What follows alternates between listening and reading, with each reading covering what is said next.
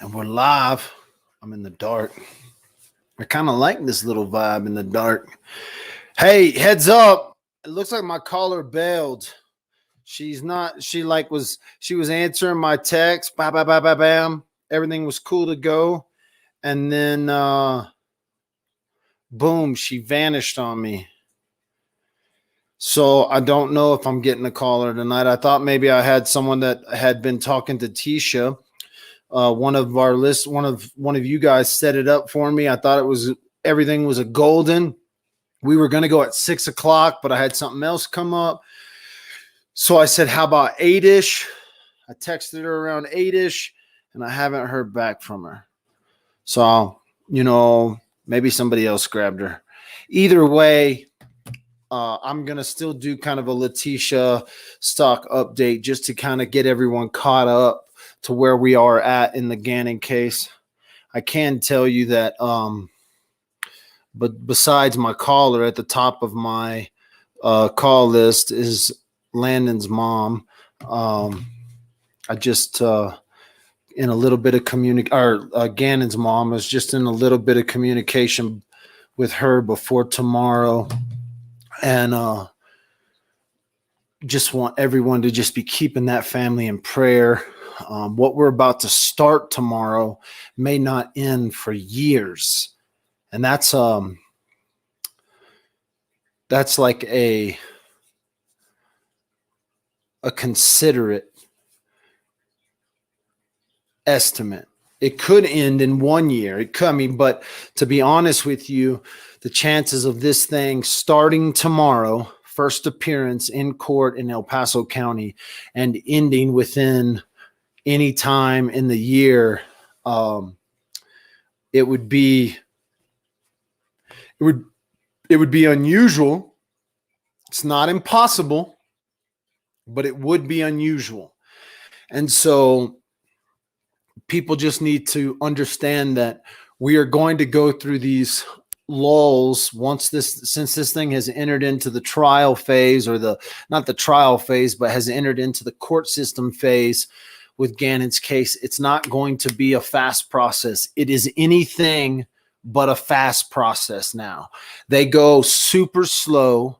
They take their time. And on top of that, if the defendant waives their right to a speedy trial, we could still be looking at 1.5 years before we actually hit trial. And so just be prepared for that. I'm not telling you that's what's going to happen. I'm not even going to say that this thing's going to trial. It's way too early to tell what's going to happen when it comes to the Gannon Stout case. Stout, like cow, not stock, Stout. And so that's kind of the same conversations I'm having with portions of the family, some of them that just need encouragement, just to say, hey, you're not alone in this. And because a lot of the family, even though social media is blowing up, even though, there's messages and stuff. Oh, looks like I got another text. Somebody's putting the baby to bed. Maybe we'll still get a phone call.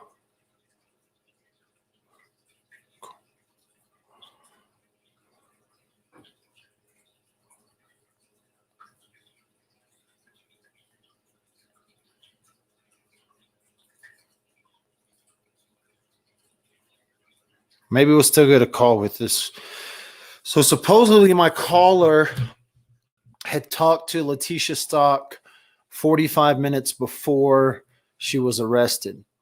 I want to talk to her because I'd like to see, what Tisha's mindset was and how those conversations went. I'm not 100% sure on, the connection. I know that this lady says she has family that lives close to them, but we'll find all that out. We'll find all that out on the call. But what I want to just lay out to you guys is that this process is going to go. There's two things that could happen. One, if Tisha Stout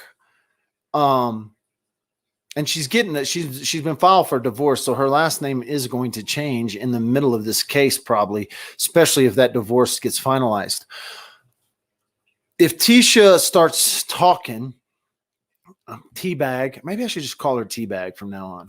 If Teabag starts talking, this thing could go fast, like you saw the Chris Watts case.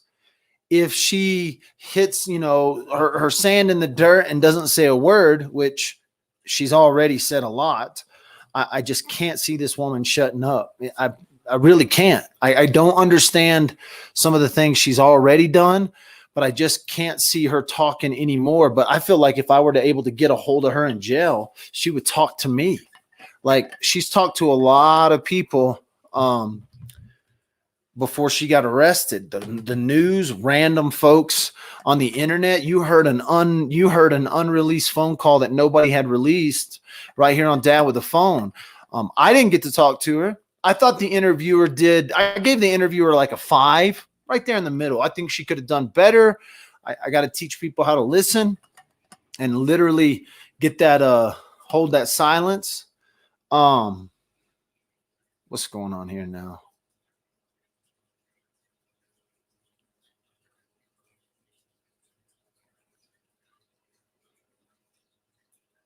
Oh, I got you. So, it'll be interesting to see her be quiet, because I feel like I said, if I could have got a phone call with her before she'd gone to jail, I just don't reach out to the family. I don't think it's YouTubers' part. I'm not gonna fault any of these people. I damn sure ain't gonna fault the people that send me the recordings. But I would advise anyone. Here's some free lawyer advice: guilty or innocent, don't do an interview with anyone except Dad with a Phone. No, don't even do an interview with Dad with a Phone. If you are involved in any sort of case, listen, I have a case I want to talk to y'all about, and I can't do it yet. I can't. I want to break all kinds of crazy stuff, and I just can't do it. But if you are involved in a case, don't ever talk to media. Take social media and let social media hammer you. Let them do the speculation. Let them say whatever they want about you. And if you're innocent, let your innocence remain in silence, because there's 2 games to be played. You can play a social media game up to a point, but there are some things that you want to retain. And when you start doing interviews that you don't get to control where they go, you don't get to control how they're shown, you don't get to control how they're edited, it's just not a smart move. I would talk to you, and if you ever become a victim, I would tell you not to talk to social media people. Just even though I'm speaking with some of the family members, even though have had phone conversation, text messages with family members on both sides of the fence when it comes to this case, I would still tell you, if you are ever a victim, part of an incident like a crime, a murder, a missing child's case, never, ever, ever speak to the media, with one caveat: unless it is because law enforcement or the DA's office has asked you. And so, like in the Kelsey Barrett case, where Kelsey's mother, at the request of law enforcement, made a statement at the press conference. She only made one statement the entire time. Kelsey's family remained silent, didn't speak with anybody. There were people who were Kelsey's friends who were given permission by the family. You actually heard one of those interviews right on my channel. You can check it out on Dad with a Phone YouTube, Dad with a Phone Facebook. I spoke with a very close friend of Kelsey Barrett. I actually spoke with multiple people who knew Kelsey Barrett, but it was they had the permission of the family. And although I never spoke directly with Kelsey's family, I received messages from Kelsey's family through friends of the family and different things. But in the Kelsey Barrett case, it is one of those things where it was close. It was literally down the street from me. Today, I rode my bike past Kelsey's memorial bench and said a little prayer for her, both on a live video, but then I just spent some time there just praying for her baby, her family, and that case will never ever leave. I'll never go through another Thanksgiving and not think of Kelsey Barrett. I'll never drive up the street and not think of Kelsey, or ride my bike around town and not think of Kelsey. And there are some other cases. There's a one case that I'll mention before I think I'm going to get this phone call still. That's the only reason I'm still talking. Otherwise, I'd be out of here. I think they're still going to talk to me tonight. If they don't get a hold of me by 9 o'clock, we'll call it good and we'll save it for another day. But another case where I'm kind of involved with the family that I'm still going to talk about, but I have a bunch of videos. If you're new to Dad with the Phone and you're in the true crime world, I will let you in on a case that will baffle your mind. It's a cold closed case. Now I say it's a cold closed case because they never really there was nobody that was ever brought to justice, and there was definitely foul play involved, and that's the Mindy Lee case. If you haven't watched my 10 series or more video series on the Mindy Lee case, you need to. I think how I'm going to kick this case back off, and I have some great videos from audio that's never been released, crime scene footage. I got all the crime scene photos in that case, and I am in very close contact with family members of that case, but it's the sole purpose of mine to get Mindy Lee's case reopened and for someone to be brought to justice, for answers, so in that case, there's that. There is another case that I've been in contact with. It's a murder in Colorado Springs. It's never been, it's an open case. It's an open case. It's an open cold case. I have been in contact with kids of the person murdered. In other words, the family of the person that was murdered. I've been in contact with their family. We've been messaging back and forth. We're trying to figure out how to bring this case to light, because we know who the murderer is, and that person is still walking free today. But I have to figure out how to bring this case to light so that we can bring justice to it. And I am in very close contact in that case. I'm not going to mention that case because that one is a very touchy, very serious situation, because the murderer is still walking out the streets and the family is scared of that person. And so I am going to open that case. That case is going to come forward and we'll talk to family members. But it would be my suggestion that if you're involved in an open case, if you're involved in a situation that police are still investigating, that you really just don't talk to anybody. And I know I'm talking to people who will end up talking to me. Like, I know that there'll be somebody watching that has a case that is closed or cold, and they're going to get a hold of me and they're going to want to talk, and we're going to try to get this. So it's kind of an oxymoron. Listen to me, but don't listen to me if I call you or if you want to get a hold of me. I will talk to family. It's just I'm not going to be the one to initiate that conversation. So nevertheless, I ain't even watching y'all's comments right now if y'all are screaming at me. And so yeah, I'm really stalling, okay? Because this afternoon I was contacted by someone who follows Dad with the Phone, and they sent me a tip and said, hey, you should talk to this person. And I said, well, hey, you should contact that person and see if they'll talk to me. because I can't run because the first person she told me to talk to was the wrong person anyway. And I was like, well, contact these people and see if they're even, contact them, see if they'll talk to me. The first person turned out to be the wrong person. Then she found the right person she wanted me to talk to. And I messaged that person and they said, yes, this is who they were. Yes, they are involved in this Tisha Stock case. I said, have you talked to Tisha Stout? And she said, yes, I talked to her 45 minutes before she was arrested.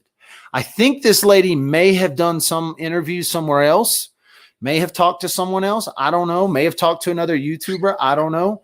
But if she calls me in the next few minutes, you guys will get to listen.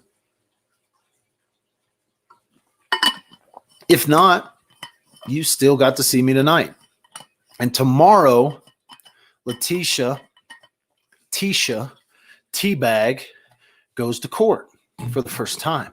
What to expect tomorrow? Very little. All right. We may hear formal charges read. Any motions that have been filed may get addressed tomorrow, or they may not. They may actually schedule a motion hearing.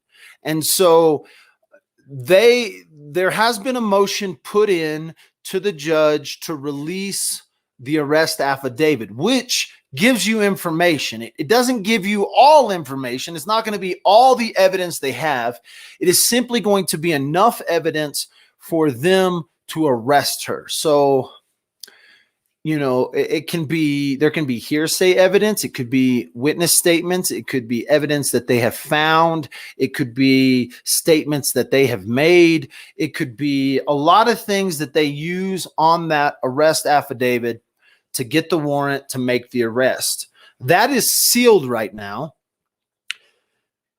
One thing that I got to say for media is media's got lawyers, and those lawyers know how to write motions and file motions. It doesn't take much to file motions, actually. It takes $5 and a notary public. And if you're $5 and a notary public and you have the right verbiage to write to a judge, I could go in and file a motion to release the police affidavit to me as a public citizen. Okay. But most of the time, they have to be worded by, I've written my own motions, by the way. In some of my own traffic cases, I've written my own motions to get different things, because you can go in and just write down like what you want on a motion, file a motion form, and you can file a motion with the court to get stuff. And if it's legal for you to have that stuff, most of the time the judge will release that stuff to you. When it's about other cases, sometimes you have to be very specific with your wording. And so lawyers file motions to get information that's public record. So her arrest affidavit should be public record because it's been in front of the eyes of a judge. Once something goes in front of the eyes of an elected official like a judge, or an appointed official like a judge, it becomes public record. So once it's been set out openly in court, it's public record. Once it's been said or put down on paper for an arrest, it's public record. And so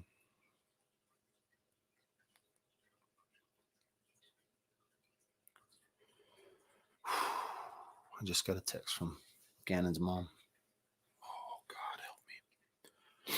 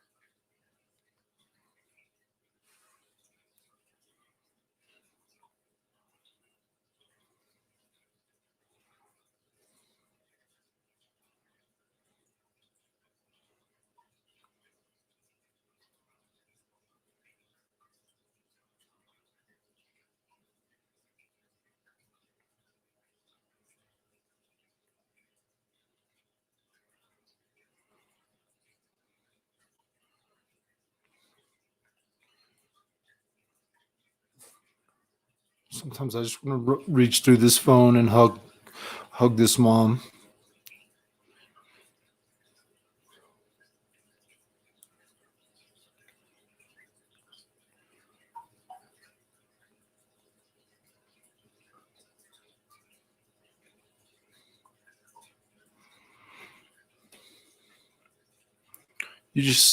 Please just say a prayer for Landon.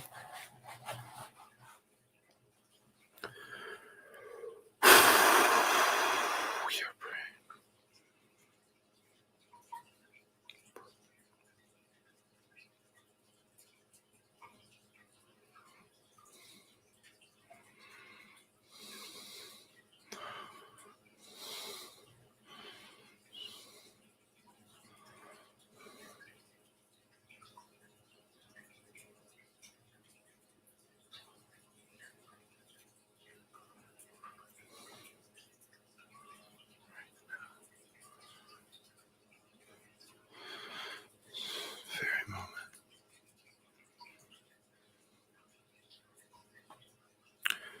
I'm just gonna. So listen, I don't know where you stand. I don't care where you stand. I don't care if you pray to the trees, Buddha, Mohammed, Jesus. You pick whoever you pray to. I don't care. But I know that the power of collective prayer moves something in the spirit. And I just told this mother that thousands of people are praying for her, so don't make me a liar. And I'm going to lead us in a prayer for Landon and Al and Gannon's family right now. And I just pray that the peace and a blanket of grace falls on Landon.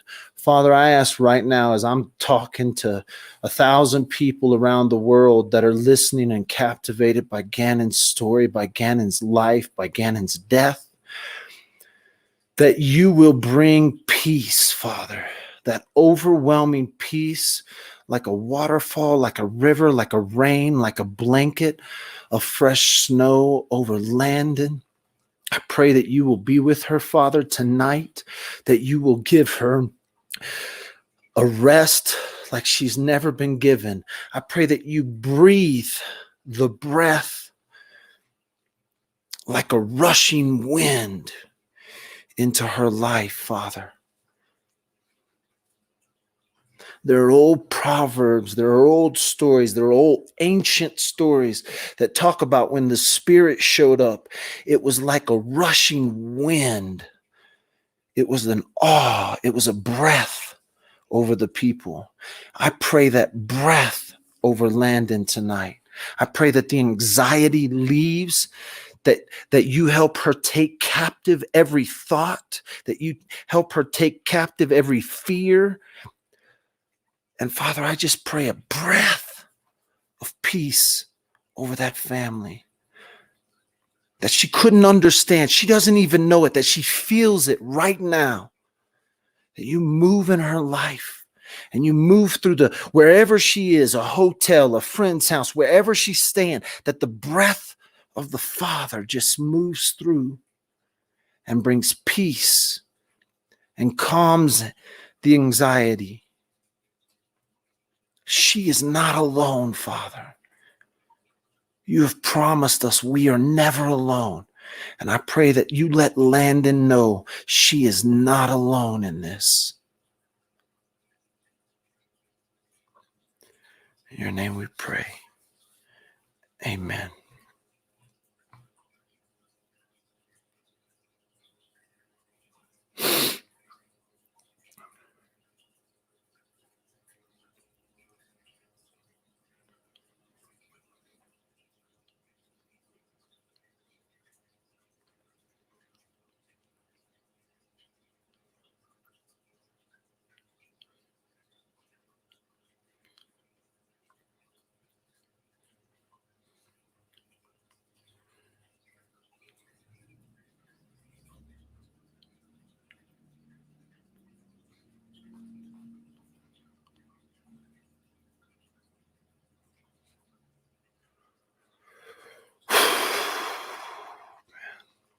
To know that there's a mom on the other side of my phone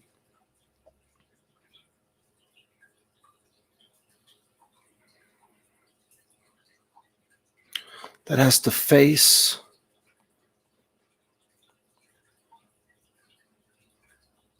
the woman we believe is responsible for the death of her son. Very few can understand the anguish and the pain that she is feeling. It would be remiss of us to even pretend that we can understand what Landon's feeling.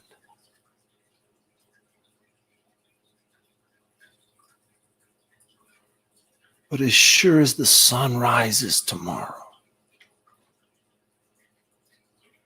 I believe we are all connected. Whether you believe it or not, I don't need you to believe for me to know we are all connected.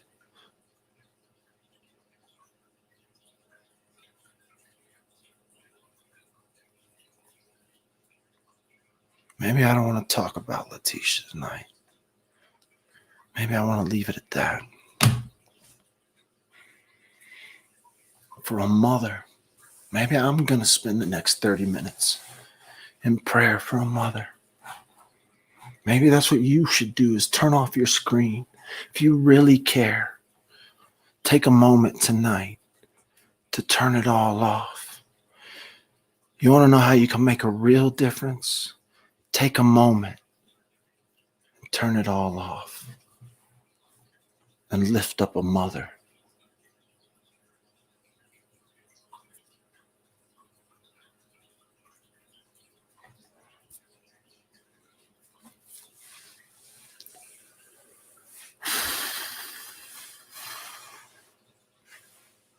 It's not Netflix. It's not pretend. It ain't drama. We all want answers. She's the only one who deserves them.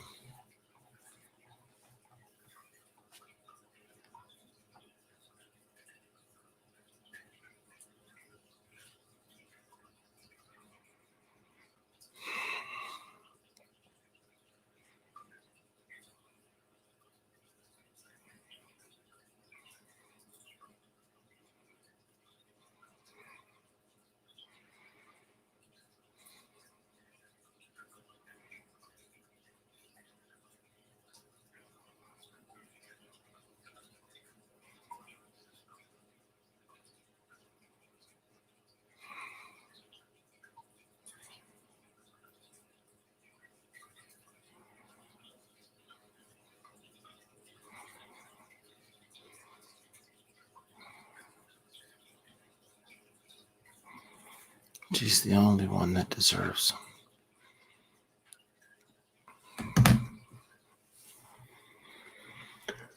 Letitia Stott goes to court tomorrow. She'll be in court at 4 o'clock for what they call the first appearance. She's in Division 15, room S403. That's the South Tower. The courthouse is open to the public.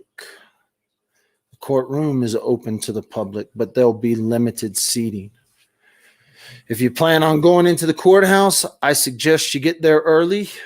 I know that there's going to be a gang of media, and they're going to get there early. They do not show favoritism. There'll probably be a section, if it's a larger courtroom, there'll probably be a section that'll be sectioned off for media.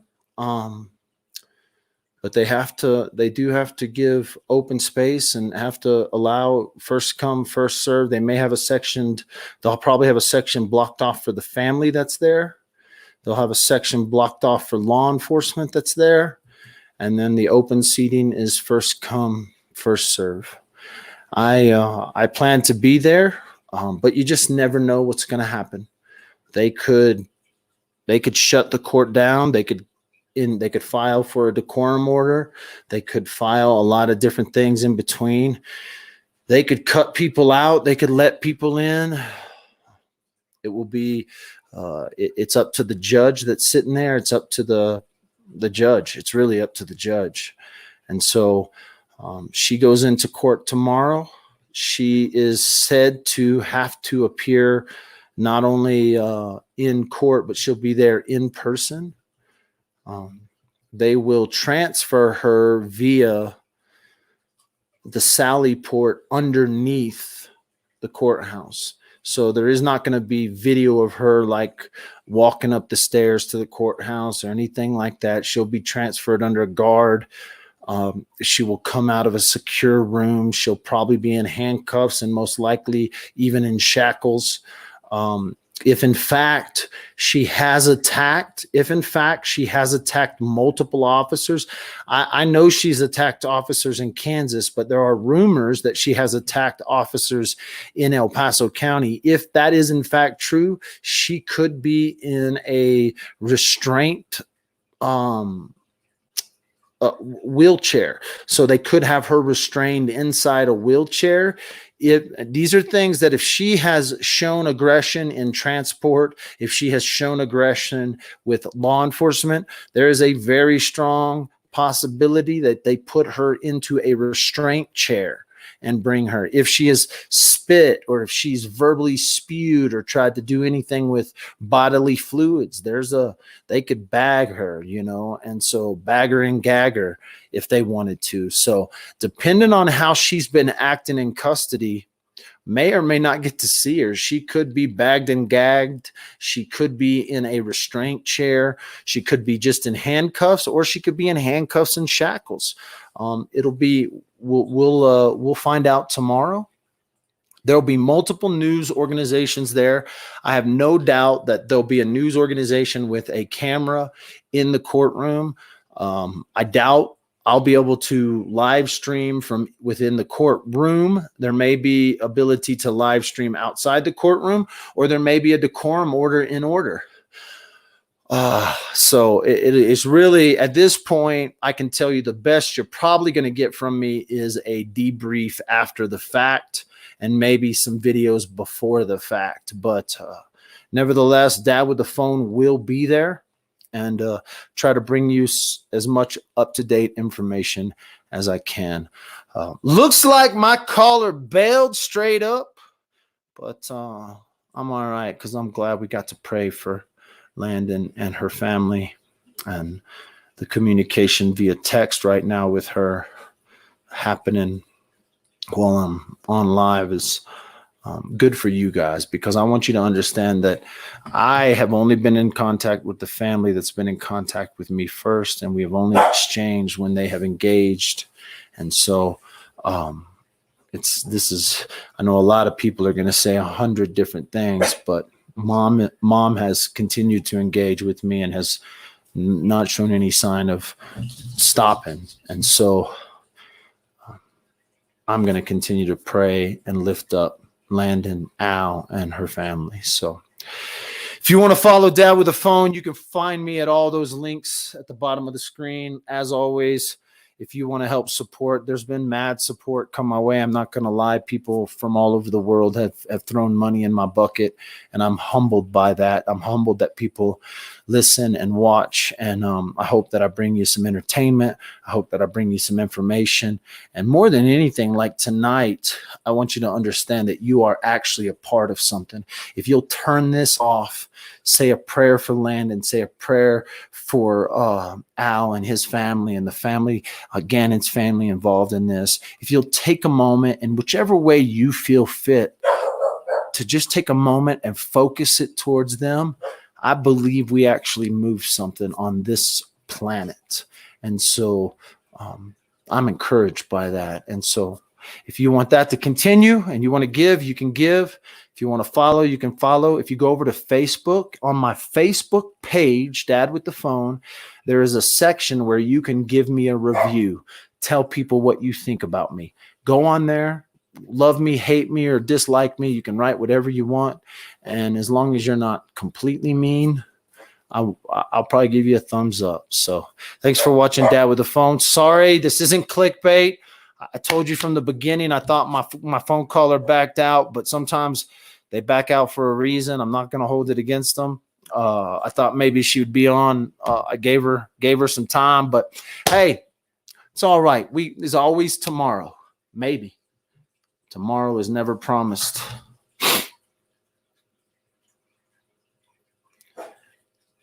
I don't make me look stupid. Don't worry about her bailing at all. I'm not worried about. That's why I don't really plan stuff with people unless I just can't. It's hard to plan. I tried to tonight. It didn't work out, but I promise you I'm not disappointed in this show at all. So thanks for watching. We'll talk to you guys later. It's been fun.